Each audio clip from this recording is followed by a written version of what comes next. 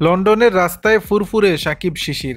County ক্রিকেটে সারের হয়ে বেশ ভালো সময় কেটেছে সাকিব আল হাসানের। প্রায় এক যুগ পর কাউন্টি ক্রিকেটে ফিরে বল হাতে ঔজ্জ্বল্য ছড়িয়েছেন বিশ্বের অন্যতম সেরা অলরাউন্ডার। মাঠের বাইরের ব্যক্তি সাকিবের বিতর্ক ছাপিয়ে মাঠের সাকিব ছিলেন আপন আলোয় উজ্জ্বল। সারের হয়ে ম্যাচটি জিততে পারেননি সাকিবের দল, তাতে অবশ্য তার সাফল্য ম্লান হয়নি। খেলা শেষে লন্ডনের স্ত্রী শিশিরের সঙ্গে ভালো সময় পার করছেন তিনি।